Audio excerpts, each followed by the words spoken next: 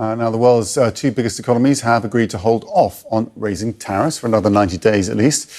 US and Chinese officials have been attempting to reach a trade deal for months now. CNN's Christy Lou-Stout has the details on that.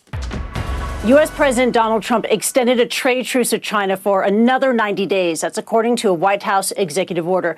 Without this extension, tariffs would have snapped right back up to ultra-high levels that would be on par with the trade blockade. Now, this latest extension gives the world's two biggest economies some breathing space. It keeps lower tariff rates in place through early November, just in time for that surge of exports to America for the holiday season, like electronics, clothing, and toys. China's Ministry of Foreign Affairs spokesperson said this, quote, "We hope that the U.S. will work with China in accordance with the important consensus reached during the call between the two presidents to leverage the China-U.S. economic and trade consultation mechanism and strive for positive outcomes based on equality, respect, and mutual benefit." But sticking points remain. There is a long list of contentious issues in the U.S.-China trade relationship, including U.S. curbs on high-tech chips, including HBM, or high-bandwidth memory, critical for Chinese AI, China's export curbs on rare earths, critical for U.S. tech and defense, China's soybean purchases. In fact, Trump says it's not enough. It wants China to quadruple it.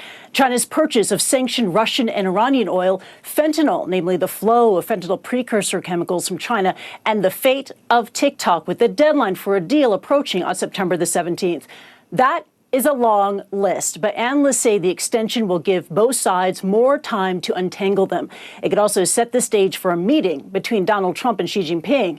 The former senior U.S. trade official, Wendy Cutler, says this, quote, "It's positive news. Combined with some of the de-escalatory steps both the U.S. and China have taken in recent weeks, it demonstrated that both sides are trying to see if they can reach some kind of a deal that would lay the groundwork for a Xi-Trump meeting this fall."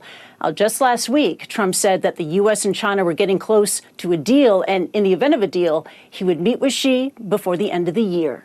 Christy Lou-Stout, CNN, Hong Kong.